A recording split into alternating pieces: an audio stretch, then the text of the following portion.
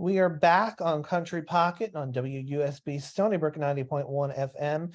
We're here with Aaron Smith of Aaron Smith and the Coalbiters. The album is The Legend of Sam Davis and Other Stories of Newton County, Arkansas, one of the longer album titles I've ever had on this show, but well worth it. Song you just heard is Granny Briscoe. When you were going through your research, how much is there actually in the record about women in that era? There's a good deal. There's a good deal. Women were really important, and Granny Briscoe is a great example of an important woman. That women like her have held it together for us for a long time, and she played a really important role. And was a really respected person in our area. And there are other women as well that have done the same. I think that the Debbie Martin in the Martin family story is a central character and is responsible for like the religious outlook of the family, and is definitely in Norman R. Martin's writing. She's the leader of the family, really de facto leader of that family at that point. And whether in title or that she was recognized as such, she was definitely playing that role. And there are a lot of women that as you're reading about these times that were doing important things and working within the way that things were, deftly handling things for us. There definitely were. There was a point in the album before I had the Granny Briscoe story and before I'd written Curly and Tom, which talks a lot about Debbie Martin, that I had Ab Claiborne written where Laura Claiborne is murdered. And then I had the Sam Davis album, the Sam Davis material written, and I realized like all the women on this album so far have been kidnapped or murdered, and we need to have some other stories. And I asked a historian, Donna Dodson, who works at the Newton County Historical Society, and she's since passed away. And she contributed a lot to this record. The Snow Child and Granny Briscoe are both there because of her, and she helped a lot with Ab Claiborne. But she pointed me to the story of Granny Briscoe and said, now this is someone who would be really good to include. And it's been a real joy having that song as a part of this collection of material, partly because Granny Briscoe is so important to so many people in this area. She passed away in the 1960s. But I've met people who were delivered by Granny Briscoe as babies. I've met maybe 40 or 50 relatives of Granny Briscoe who are all really, really proud to be kin to her.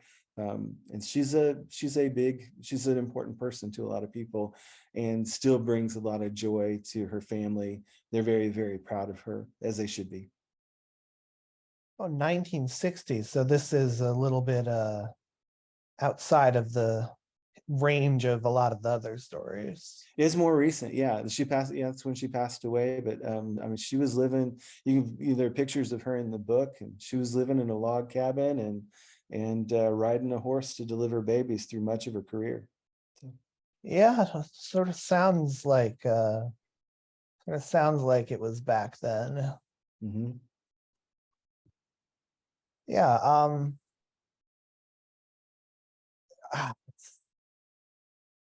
What made you choose this as your album topic? Like, what made you dive into this history? Probably the biggest single factor. There are a couple factors, but probably the biggest single factor was working with some mentors of mine, Kelly and Donna Mulholland of Still on the Hill, and they have a few albums. They have an Ozark album, and then an album called Once a River, and an album called Still a River. That's about the Buffalo River region, like this album is, and it'd be, if people like this record, it'd be great, to pick up. It'd be a great record to pick up because Still River has many songs that are, I mean, they're all about the Buffalo River region, most of which is in Newton County, and it's similar material, and they are terrific. And listening to them and getting to know them and discussing what they were working on, just kind of opened my eyes to the stories around me. And I attended some songwriting retreats that they did with Jack Williams, who's a masterful songwriter, amazing singer and guitarist, um, and they were a big part of just getting me back to writing music after a period of not writing music, and opened my eyes to the possibilities in the world around me of stories to listen to. Also had some literary influences, Flannery O'Connor, John Steinbeck, um, Carson McCullers, all really important to me, and just like the type of stories that resonate with me. I would, when I'd hear a story, I'd recognize it as like, oh my gosh, that's something that Flannery could have written, Ab Claiborne. Um, and so that had an effect. And then, like I mentioned before, just being a father, um, I think, and being a family man, uh, these stories kind of appealed to me from that perspective too. And so that's kind of why they're there. It's not I don't intend for the next album to be like a sequel to this or to continually only do this type of music. But for this album, wanted to put the whole thing together and make it make it very much a concept album. How do you think you would have fit into the world of 1820s Newton County? Gosh, right now, like if I had to just be dropped into it immediately, I feel like I'm way too soft for that. Like I don't know if I could make it through a winter chopping my own wood and growing my own food. Um, but I did as a boy.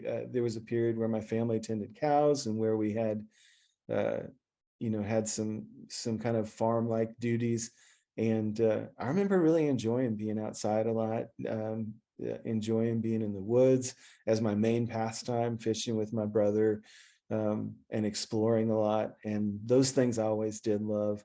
So maybe if I grew up in it, and it would toughen me up enough to where I could stand it. I don't know. I want to close this interview the way I always do by asking you to choose a song by another artist. And you mentioned your mentors and Mhm. Still a River. I'd like you to choose a song off that album for me to play and tell me a Okay. little about it. Um, so it's Still on the Hill is the band, and Still a River is the Buffalo River album. Um, and they have one that's called Once a River, that's about the Beaver Lake watershed. And I'd actually like to choose one off of that album. It's a cut that just haunts me. It's called Rest in Peace, Jack Bland. And it's just so beautiful. Like I love